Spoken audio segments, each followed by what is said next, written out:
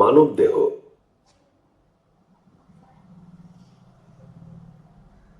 এসো আমরা মানব দেহের অংশগুলির বিশেষ কিছু বিষয় নিয়ে আলোচনা করি।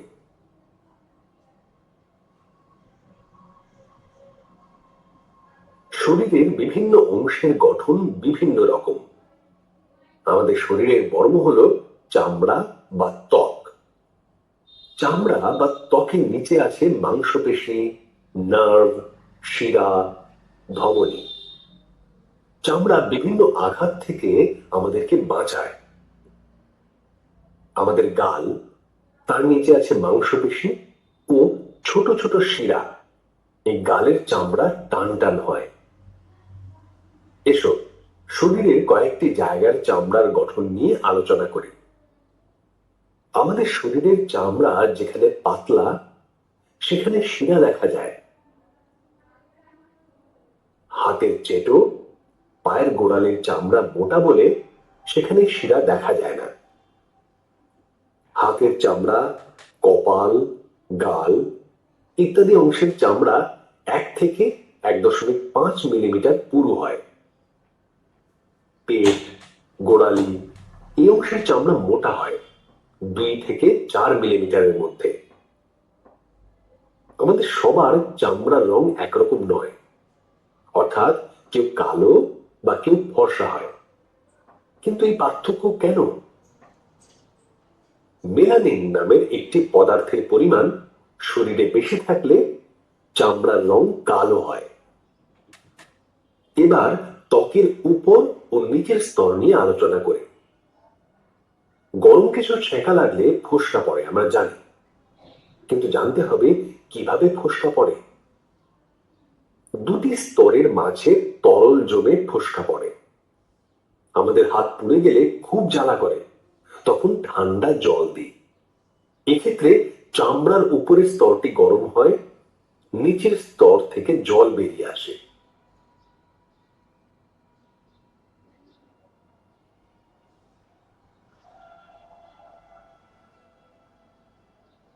চামড়ার ওপর লোম পালক ও আঁশ দেখা যায়। মানুষের শরীরের ক্ষেত্রে চামড়ার ওপর লোম থাকে। সব মানুষের চুলের প্রকৃতিও একরকমের নয়। কারো চুল কোঁকড়ানো, কারো চুল সোজা সোজা।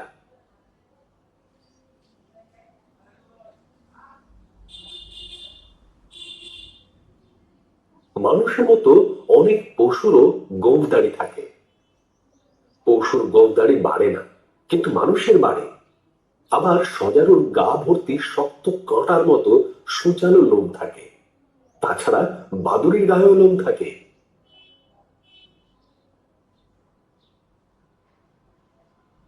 আঙুলের ডগায় নখ থাকে। নখের রং গোলাপি হয় রক্তের জন্য। নখ দেখে কি কি বোঝা যায়? রক্তাল্পতা, পরিচ্ছন্ন মনোভাব এসব বোঝা যায়। নখের যত্ন, নিয়মিত নখ কাটতে হয়। গোড়া পরিষ্কার, গোড়ায় পুঁজ হলে ওষুধ লাগাতে হয়। নখের কাজ, আঙুলকে বাঁচায়। ছোট জিনিস ধরতে, যেমন পায়ে বেঁধে যাওয়া কাঁটা তুলতে নখ কাজে লাগে। বাঘ ও বিড়ালের নরম থাবার মধ্যে নখ লুকানো থাকে, কিন্তু কুকুরের নখ লুকোনো থাকে না। গরু, ছাগল ও ভেড়ার নখ হলো খুর।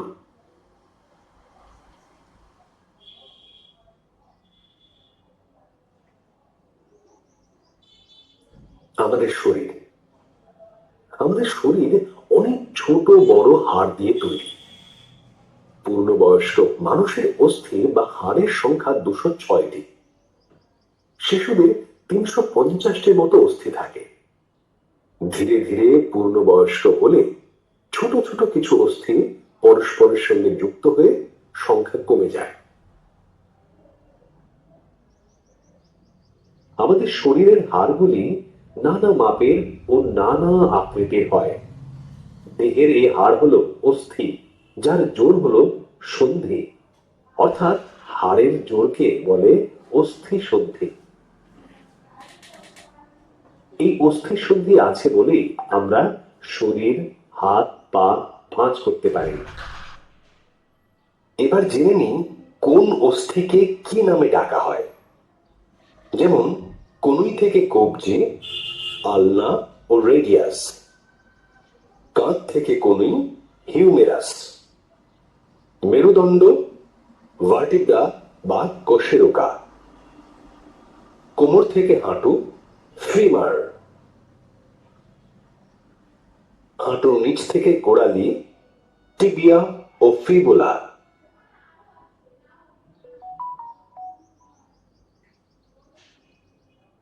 মানুষের শরীরের এইসব হাড় এবং অস্থিগুলিকে ড্র্যাগ করে সঠিক জায়গায় ড্রপ করো।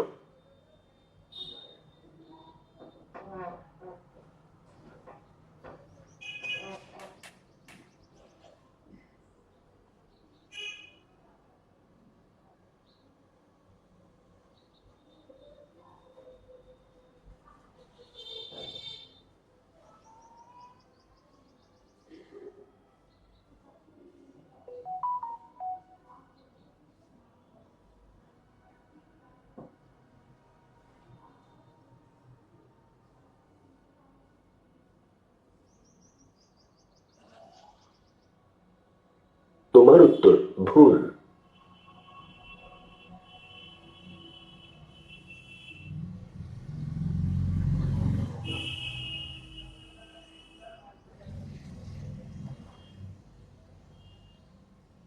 আমাদের শরীরে হাড়ের ওপর থাকে পেশি, যা হাড়কে কাজ করতে সাহায্য করে, আবার বাহ্যিক আঘাত থেকেও রক্ষা করে।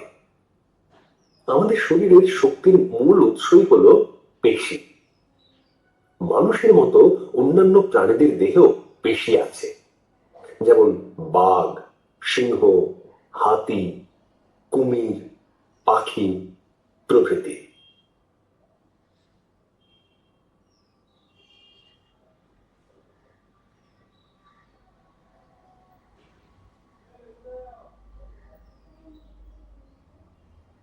আমরা দেখি শারীরিক সমস্যা নিয়ে ডাক্তারবাবুর কাছে গেলে বুকের বাঁ দিকে একটি যন্ত্র দিয়ে আমাদের পরীক্ষা নিরীক্ষা করেন। সে যন্ত্রটা কি তোমরা জানো? সেটাকে বলে স্টেথোস্কোপ। তাহলে জেনে নিই স্টেথোস্কোপ কে কিভাবে আবিষ্কার করেছিলেন। আজ থেকে প্রায় 200 বছরেরও বেশি আগে রেনি লিনিক নামে একজন ডাক্তার ছিলেন। তিনি সবসময় ফুসফুস নিয়ে ভাবনা চিন্তা করতেন। দুটি ছোট ছেলের খেলা দেখে একদিন তিনি কাগজ গোল করে কেটে আঠা দিয়ে জুড়ে প্রথম কাগজের স্টেথোস্কোপ তৈরি করেন। পরে ছোটরকে দিয়ে কাঠের নল তৈরি করে আদি স্টেথোস্কোপ তৈরি করেন। স্টেথোস্কোপ এক বিশেষ ধরনের যন্ত্র, যার সাহায্যে ডাক্তারবাবুরা আমাদের বুকের ভিতর হৃৎপিণ্ডের স্পন্দন মাপেন। হৃৎপিণ্ডের একটি নিজস্ব ছন্দ আছে, কিন্তু বেশি পরিশ্রম বা দৌড়াদৌড়ি করলে হৃৎপিণ্ডের ছন্দ বেড়ে যায়, যা স্টেথোস্কোপের সাহায্যে সহজেই বোঝা যায়।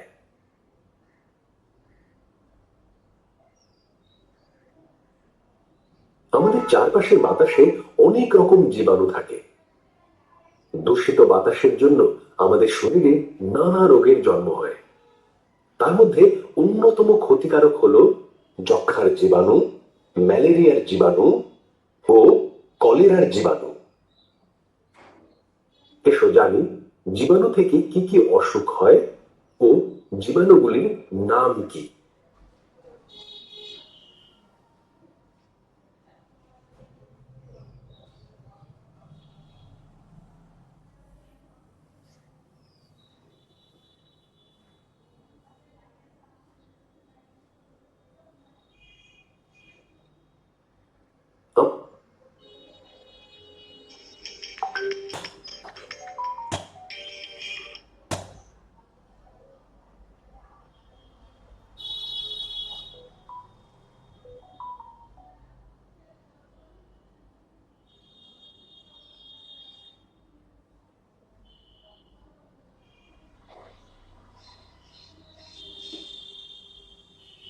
আমাদের চারপাশে মানুষের শরীরের ভিতর জীবাণু বর্তমান থাকে, আবার তার প্রতিরোধের ব্যবস্থাও শরীরের ভেতরেই থাকে। দূষিত জল পান করার ফলে বমি ও পায়খানা হয়। ঘরোয়া পদ্ধতিতে চিকিৎসা। ফোটানো জলে নুন চিনি মিশিয়ে তৈরি জলই হলো ঘরে তৈরি ওআরএস।